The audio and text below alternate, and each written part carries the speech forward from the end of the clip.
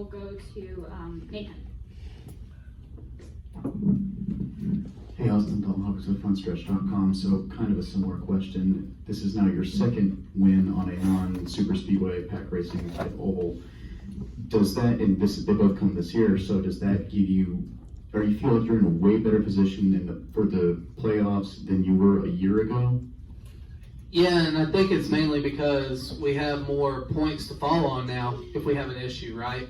So last year we didn't have that much points to follow on, playoff points and all. This year we have a lot more playoff points to follow on. We have 5 extra bonus points for each one that we've had. We have 4 wins. We've gotten I don't know how many stage points, but a handful or 1 or 2. I don't know how many.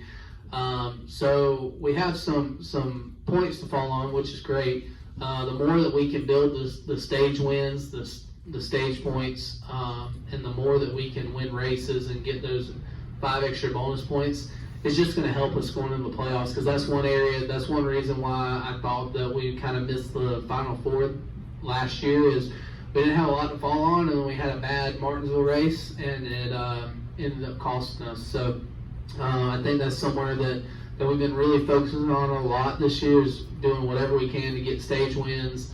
Obviously win races. If you can win races, that helps a lot, but I think we got to do a better job of getting some more stage wins going into these playoffs, because any playoff points that we can get, that way if we have a bad weekend, we can kind of fall back on. And what is it specifically that has made you better on these intermediate type ovals over the year? I just think that having a year under our belt with RCR and Andy Street, my crew chief, really the whole team has stayed the same for the most part. I think we've only had like one guy that switched out from last year to this year. But all the key players with the crew chief, car chief, engineer, all those guys, they're all the same people from last year. So you kind of build that trust in each other, you build that confidence in each other. And there's a lot of things that we did during the off season. We went to simulator time, we did things, we talked about packages, we talked about things that I liked last year that I dislike. So I think that started the year off this season, we started the year off better. But there again, there's things that we got to work on. It seems like a lot of times we unload really tight.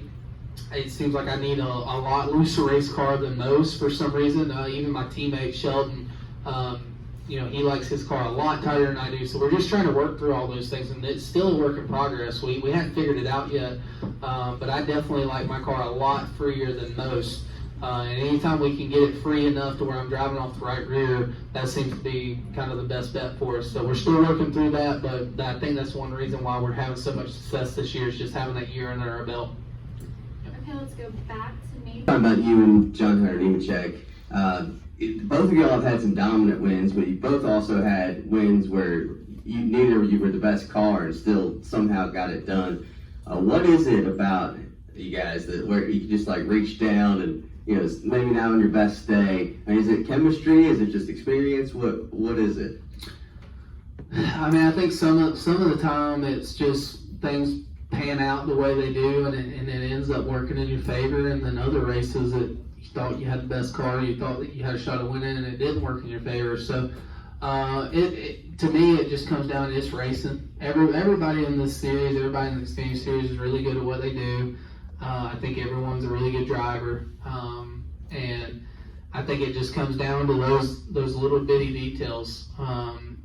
Like for me, for example, tonight I could have chose inside lane on that restart, and I could have restarted in the front row. But I'm like, man, I just don't see me being able to beat the 8 car as good as he was on the bottom. Then I'm going to get pinned bottom. Then next thing you know, I'm going to lose 3 or 4 spots possibly, or two or three spots possibly.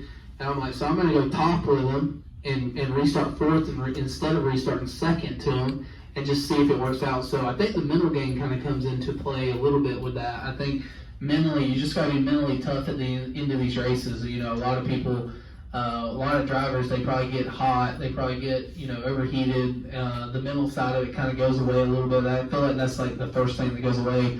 And for me, that's one thing that I've worked really hard on over these last few years, is just be mentally tough. Especially when it's green, white, checkered. That's when you got to be your best. That's when you got to be your sharpest. And I think a little bit of that kind of falls back on Josh Wise and the whole Josh Wise program, everything that Josh Wise and Scott Speed does. Dan Jansen, we work out with him. So all of those guys with my workout program and everything that we do there, I think that kind of helps me on the mental side of it to be the best that I can be when it comes into these races.